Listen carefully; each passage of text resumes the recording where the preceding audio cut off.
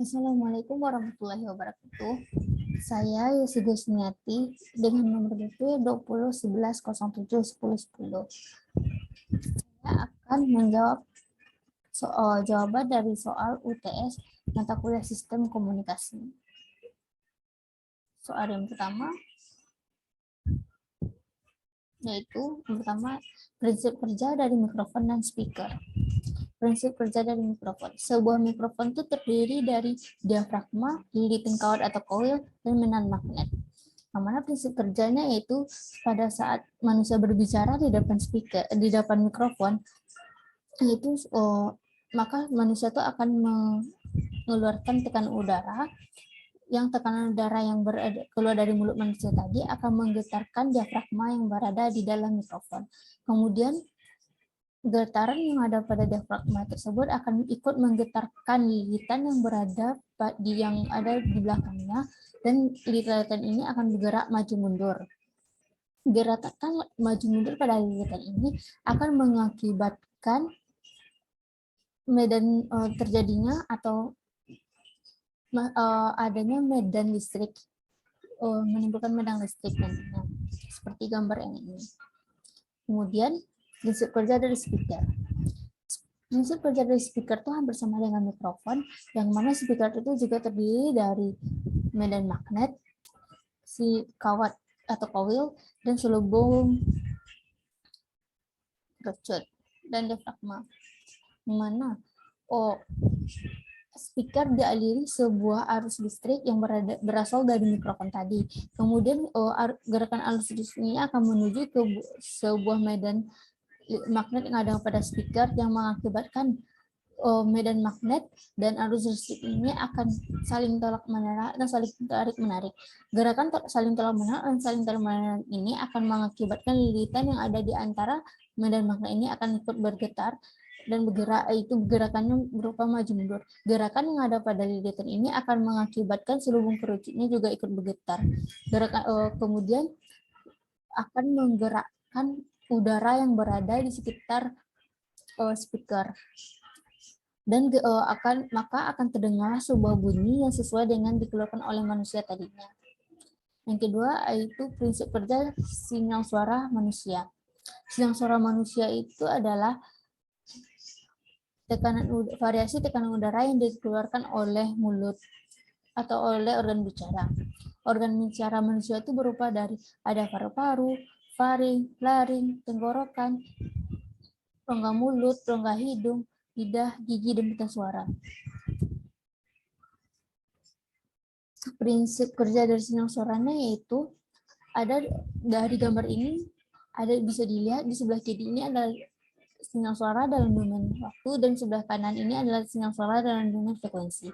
Yang mana pada sinyal suara pada domain waktu bisa kita lihat atau bisa dapat informasi bahwa amplitudo dari sinyal suara itu berbeda-beda. Itu sesuai dengan tekanan udara yang dikeluarkan. Itu bisa amplitudenya tinggi, kemudian rendah, dan kemudian tinggi lagi dan rendah lagi. Itu sesuai dengan tekanan udara yang dikeluarkan oleh mulut manusia. Yang kemudian dari sinyal suara dalam domain frekuensi juga bisa kita dapat informasi bahwasannya pada dasarnya sinyal suara manusia itu berada pada range frekuensi antara 100 sampai 8.000 Hz. Kemudian pada sinyal suara telepon dibatasi menjadi dari 300 sampai 3.400 Hz. Yang mana range frekuensi domain frekuensinya itu berada pada 300 sampai 600 Hz. Yang mana sinyal suara ini berada pada range frekuensi yang rendah, dan sinyal suara pada manusia itu memiliki frekuensi yang sama. Ketiga itu pengertian dan jenis modulasi analog dan kenapa perlu modulasi. Baiklah, pertama saya akan menjelaskan apa itu modulasi. Modulasi adalah merubah-ubah parameter sinyal pembawa atau sinyal karir sesuai dengan amplitudo sesaat dari sinyal informasi. Yang mana di sini bisa kita lihat bahwasanya yang gambar yang pertama ini adalah berupa sinyal informasi, gambar kedua adalah sinyal karir. Yang mana pada sinyal informasi itu amplitudenya itu berbeda-beda, dan pada sinyal karir amplitudenya itu sama. Kemudian dirubah parameter sinyal amplitudo pada sinyal karirnya sesuai dengan parameter sinyal sesaat pada sinyal informasi, sehingga akan menghasilkan gambar sesuai dengan gambar yang ketiga ini, yaitu sinyal informasi, sinyal amplitudenya, amplitudo dari sinyal karirnya sudah dirubah sesuai dengan amplitudo sesaat pada sinyal informasi. Yang mana sinyal yang orange ini, garis yang orange ini adalah sinyal atau amplitudo dari sinyal informasi asli. Kemudian jenis modulasi. Modulasi itu terbagi atas 3, yaitu ada modulasi fasa, modulasi amplitudo, dan modulasi frekuensi. Kenapa perlunya modulasi? Dikarenakan pada dasarnya kan suara manusia itu berada pada range frekuensi rendah. Oleh karena itu, jika dilakukan pengiriman nantinya, dalam range frekuensi yang rendah ini akan mengakibatkan dibutuhkannya antena atau kawat yang sangat panjang. Sehingga itu dilakukanlah modulasi agar saat pengiriman nantinya kawat atau antena bisa diperkecil. Kemudian, dan pada dasarnya kan suara manusia ini berada pada range frekuensi yang sama, sehingga jika dilakukan pengiriman secara bersamaan atau digabungkan, maka nantinya akan saling berimpit dan tumpat tinggi, sehingga dalam melakukan pengiriman akan terdengar tidak jelas pada orang yang penerima. Pada bagian penerima suaranya terdengar akan tidak jelas, sehingga itu dilakukanlah pemodulasian agar suaranya itu bisa didengar dengan jelas nantinya. Kemudian soal keempat, turunan dari 3 persamaan modulasi yang akan saya jelaskan nanti di akhir video. Kelima itu jelaskan pengertian indeks modulasi AM, spektrum, dan bandwidth sinyal yang termodulasi AM. Yang pertama saya akan menjelaskan dari pengertian indeks modulasi. Indeks modulasi itu adalah seberapa besar pengaruh amplitudo informasi atau amplitudo sinyal informasi mempengaruhi amplitudo dari sinyal karir. Sama seperti yang kayak saya jelaskan tadi, yang mana pada dasarnya sinyal karir itu memiliki amplitudo yang sama. Kemudian amplitudenya yang sama, kemudian dilakukanlah dipengaruhi amplitudo pada sinyal karir itu oleh sinyal informasi. Terus seberapa besar pengaruh amplitudo informasi yang mempengaruhi sinyal karir, itulah dinamakan dengan indeks modulasi. Yang kedua, ini ada spektrum. Spektrum adalah gambar dari tampilan sinyal dalam domain frekuensi yang sudah dimodulasi, seperti gambar yang sebelah kanan ini. Kemudian itu ada bandwidth. Bandwidth adalah sama dengan lebar pita. Nah, itu didapatkan dari frekuensi yang paling tinggi dikurangkan dengan frekuensi yang paling rendah. Yang mana dari gambar ini bisa kita lihat bahwa bandwidth dari sinyalnya yaitu frekuensi paling tingginya berada di 400 dan frekuensi paling rendahnya ada di 200.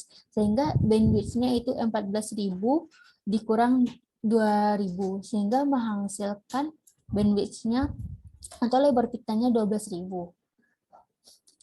Kemudian masuk ke soal yang keenam, itu prinsip kerja dari rangkaian modulator AM dan demodulator AM. Yang pertama itu modulator AM. Modulator AM adalah cara merubah atau memodulasi sebuah sinyal informasi. Yaitu pada modulator AM, prinsip kerja dari modulator AM itu hampir sama dengan rangkaian penguat, yang mana pada modulator AM memiliki dua buah input dan satu buah output. Inputnya berupa sinyal informasi dan sinyal karir, dan outputnya berupa sinyal yang telah termodulasi. Sinyal informasi masuk ke dalam sebuah rangkaian penguat atau ke sebuah emitter menggunakan atau melalui perantara mikrofon.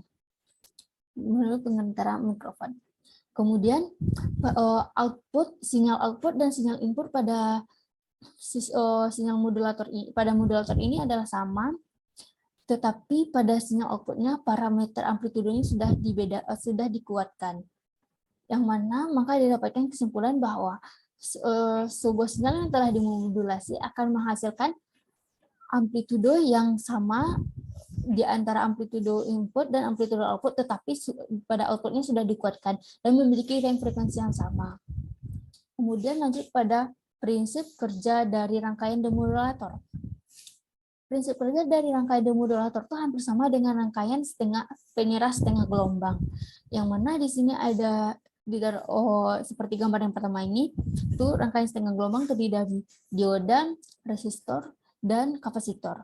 Pertama, fungsi dioda ini sama dengan sama dengan saklar, yang mana jika diodanya diberi bias maju, maka akan sama dengan saklar terbuka, dan jika diberikan bias mundur akan sama dengan saklar tertutup. Kemudian jika diodanya diberikan tegangan AC, maka pada saat diodanya dibias maju, maka saklarnya akan terbuka dan rangkaian setengah gelombang positifnya akan mengalir. Dan pada saat saklar rangkaian setengah gelombang yang itu di dalam negatif, maka saklarnya akan dibias mundur dan saklarnya akan tertutup, sehingga gelombangnya tidak mengalir seperti gambar di sini yang hanya yang ada tersisa itu setengah gelombang pada gelombang positifnya saja. Kemudian apabila selanjutnya yaitu jika pada ujung diodanya itu diberikan kapasitor, maka pada kapasitor pada saat diodanya dibias maju, maka kapasitornya akan diisi oleh arus yang mengalir. Kemudian jika dibias mundur, kapasitornya itu akan dihentikan dan akan menyimpan energi yang sesuai dengan yang diberikan tadinya. Kemudian seperti yang nampak di gambar sebelah kanan ini, yang gambar warna merah ini adalah hasil dari penyerah setengah gelombang atau sama dengan demodulatornya, rangkaian demodulator. Yang mana kan prinsip kerja dari rangkaian demodulator itu hampir sama dengan rangkaian penyerah setengah gelombang. Ketujuh adalah modulasi AM, DSB-FC, AM, DSB-SC, dan AM, SSB. Yang pertama saya akan menjelaskan tentang modulasi AM, DSB-FC. AM, DSB-FC itu adalah amplitude modulation double sideband full carrier. Yang mana di sini ada full carrier, dijelaskan bahwa pada AM, DSB-FC itu memiliki 3 buah sideband, yaitu lower sideband, upper sideband, dan sinyal carrier. Yang kemudian yaitu AM DSB, modulasi AM DSB-SC, atau amplitude modulation double sideband suppress carrier, yaitu sama seperti yang namanya suppress carrier atau sinyal carriernya sudah ditekan, sehingga hanya menghasilkan 2 buah sideband, itu upper sideband dan lower sideband. Ketiga yaitu AM DSB-SC, yang mana pada AM DSB-SC itu amplitude modulation single sideband. Sesuai dengan namanya itu single sideband atau hanya menyisakan 1 buah sideband saja. Kemudian soal ke-8 itu bagaimana cara mendapatkan sinyal AM DSB-SC dan AM SSB. Seperti yang saya jelaskan tadi, yang gambar yang pertama ini adalah AM DSB-FC, yaitu memiliki 3 buah sideband. Yang kedua itu AM SSB, yaitu hanya memiliki 2 buah sideband. Dan gambar yang ketiga atau yang terakhir ini adalah AM SSB, hanya memiliki 1 buah sideband saja. Pada sinyal AM DSB-FC, untuk mendapatkan AM SSB yaitu pada sinyal carrier-nya itu ditekan atau disuppress, sehingga hanya menghasilkan 2 buah sideband saja, atau meninggalkan 2 buah sideband, yaitu lower sideband dan upper sideband. Kemudian untuk mendapatkan sinyal AM SSB-nya pada AM DSB-SC, itu dilakukan pemfilteran menggunakan BPF atau band pass filter. Nah, itu pada pemfilteran menggunakan BPF akan melewatkan salah satu sideband saja, yaitu seperti yang kita lihat pada gambar yang terakhir ini, yaitu hanya melewatkan salah satu sideband. Yang inilah dinamakan dengan AM SSB. Cara untuk mendapatkan sinyalnya itu juga bisa dilakukan dengan cara balance modulator atau dengan cara mengalihkan. Soal yang nomor 9 yaitu bagaimana cara mendapatkan sinyal informasi dari sinyal SSB. Keuntungan dan jelaskan keuntungan dari sinyal termodulasi SSB. Seperti yang gambar yang saya tampilkan ini, gambar yang pertama ini adalah gambar sinyal SSB atau AM SSB. Gambar yang kedua ini adalah gambar dari sinyal carrier. Ini adalah sinyal yang telah dimodulasi dan ini hasil dari sinyal carrier-nya.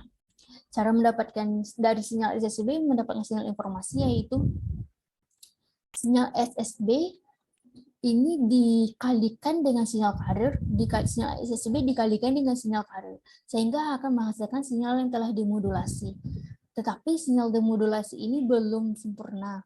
Dikarenakan adanya terdapat noise-nya, maka itu belum sempurna. Kemudian dilakukanlah pemfilteran menggunakan LPF atau low pass filter, sehingga akan melewatkan sebuah sinyal dengan frekuensi yang rendahnya, sehingga didapatkanlah sebuah sinyal informasi seperti yang gambar di bawah ini. Kenapa untuk mendapatkan sinyal informasi dari sinyal SSB kan dilakukan yang dinamakan dengan demodulator atau demodulasi, karena demodulasi itu adalah cara untuk mendapatkan kembali sinyal informasi dari sinyal yang telah dimodulasi. Kemudian dari gambarnya yang terakhir atau gambar hasil yang kita dapatkan bisa terdapat perbedaan dari sinyal yang warna merah ini adalah sinyal informasi asli, dan yang gambar yang biru ini adalah sinyal demodulasi, sinyal informasi yang telah dimodulasi atau sinyal demodulasinya. Terdapat perbedaan di antar keduanya itu di dalam amplitudenya, yang mana pada sinyal informasi asli memiliki amplitudo yang lebih tinggi daripada sinyal informasi demodulasi. Kenapa demikian? Dikarenakan proses demodulasinya hanya menggunakan satu sideband saja, yaitu dari SSB satu sideband saja. Kemudian kenapa atau keuntungan dari sinyal termodulasi SSB? Kenapa keuntungannya? Yaitu pada dasarnya sinyal itu dari tiap sidebandnya memiliki informasi yang sama, sehingga dilakukanlah pemodulasian sampai dengan sinyal AM SSB. Itu kan dalam saat pengiriman, karena berupa sinyal informasi itu pada sideband itu berupa sama, di upper sideband atau di lower sideband itu sinyal informasi yang di bawahnya sama, sehingga saat dilakukan pengiriman karena dia sama itu kan mengakibatkan kayak pemborosan. Karena itulah dilakukan jika berupa sinyal SSB, maka di saat pengiriman itu sudah mengirimkan sebuah sinyal informasi yang sama. Jadi itu keuntungannya, jadi tidak terlalu boros dalam pengiriman informasi. Terus soal yang ke-10 yaitu frekuensi diffusion multiplex dan FDM menggunakan sinyal SSB. Yang pertama saya akan menjelaskan tentang multiplex. Multiplex itu adalah menggabungkan beberapa sinyal atau saluran informasi menjadi sebuah saluran saja. Seperti yang saya paparkan gambar di sini, di sini ada 3 buah saluran. Misal 3 buah saluran informasi itu saluran pertama, saluran kedua, dan saluran ketiga. Yang mana pada saluran pertama, saluran kedua, dan saluran ketiga ini digabungkan atau dimultiplex, sehingga akan berada pada satu buah saluran saja. Tetapi dalam melakukan sebuah multiplex seperti ini, belum bisa dikirim, dikarenakan sinyal yang digabungkan ini akan saling tumpang tindih atau saling berimpit. Karena pada dasarnya suara manusia itu kan berada pada range frekuensi yang sama, sehingga saat dilakukan pemultiplexan maka akan saling tumpang tindih dan saling berimpit. Dan jika kita mengirimkan nantinya, suaranya akan terdengar saling berimpit dan bertabrakan, sehingga tidak jelas suara siapakah atau suara dari saluran-saluran manakah ini. Karena itulah dilakukan pemodulasian menggunakan FDM atau frekuensi diffusion multiplex. Nah, itu dengan cara pemodulasi menggunakan FDM ini, yaitu dengan mengalihkan frekuensi carrier yang berbeda-beda. Seperti gambar yang ini, itu di sini ada 4 buah saluran yang dikalikan dengan frekuensi yang berbeda-beda. Tuh saluran pertama dikalikan dengan frekuensi 7.000 sampai 9.000, frekuensi kedua dikalikan dengan 9.000 sampai 11.000, frekuensi ketiga dari 11.000 sampai 13.000, dan frekuensi keempat dari 13.000 sampai 16.000. Sehingga dilakukanlah pemultiplex nantinya. Pemultiplex atau penggabungan seperti gambar yang tertera di sini, yang itu hasilnya saat dilakukan penggabungan, maka suaranya tuh dari setiap sinyal saluran yang berbeda-beda akan bisa dibedakan dengan jelas. Yang mana yang biru ini adalah pada saluran pertama, saluran kedua, saluran ketiga, dan saluran keempat. Jika dilakukan pengiriman nantinya, maka akan terdengar dengan jelas. Baiklah, saya akan menjelaskan soal nomor 4, yaitu tentang turunkan 3 persamaan modulasi AM. Pertama, itu ada persamaan sinyal informasi, itu XM T sama dengan AM sin 2V FMT, yang mana sinyal covernya itu XCT sama dengan AM sin 2V FCT, dan didapatkan persamaan pertama untuk sinyal modulasinya itu XAM T sama dengan ini AC tadi, AC ditambah XM T sin 2V FCT. Kemudian nilai XM T ini dipecah menjadi XAM T sama dengan AC ditambah AM sin 2V FMT sin 2V FCT.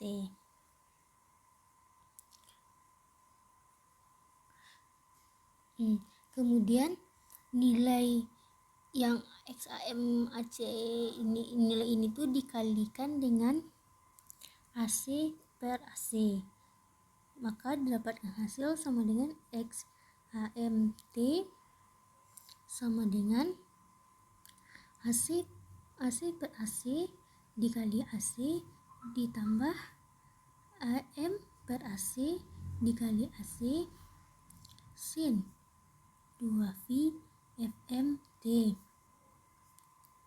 sin 2V FCT.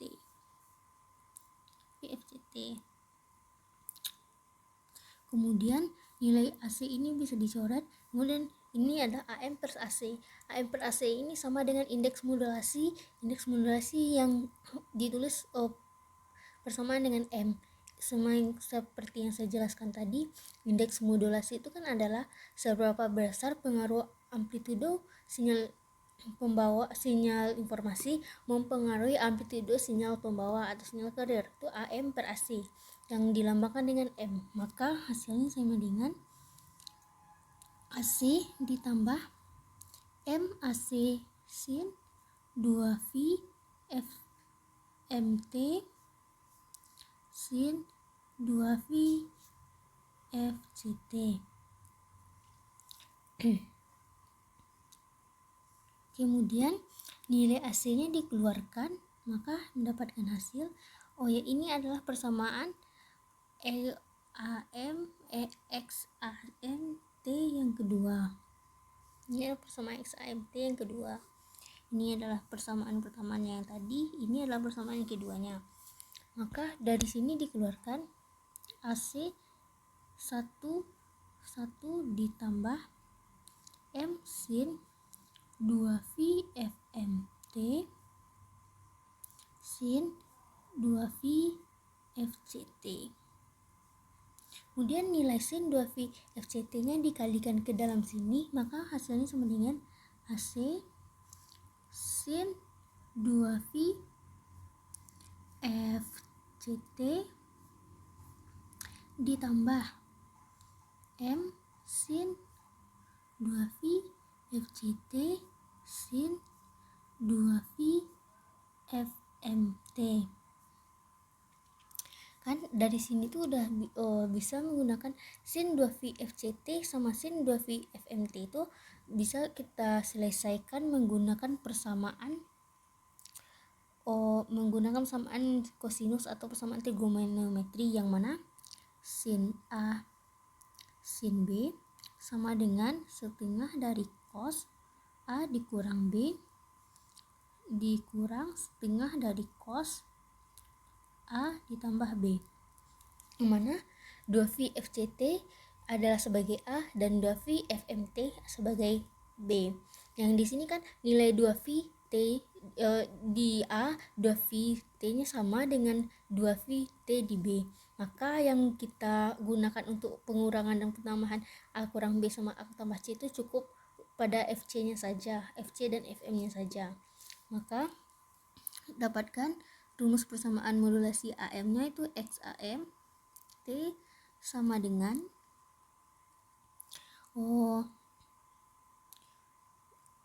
OAC tadi tuh masih belum dikalikan ke nilai AC-nya masih belum dikalikan ke dalam, maka AC-nya tetap jadi sin 2V FMT ditambah, baru ini diselesaikan jadi M per 2. Kenapa karena M per 2? Dikarenakan ini adalah setengah, M jadi M-nya langsungkan dibagi 2 gitu. M dibagi setengah kan M per 2. M per 2 cos 2V F C dikurang FM T dikurang M per 2 cos 2V F C ditambah FM T.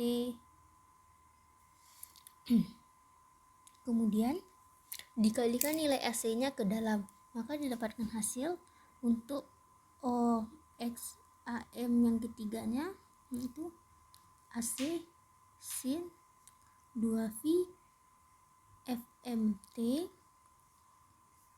ditambah M per 2 AC cos 2V FC dikurang FM T dikurang M per 2 AC cos 2V FC ditambah FM T. Maka didapatkan hasil untuk persamaan modulasi yang ketiga adalah yang ini. Sekian dari presentasi saya mengenai soal UTS dari sistem komunikasi. Wassalamualaikum warahmatullahi wabarakatuh.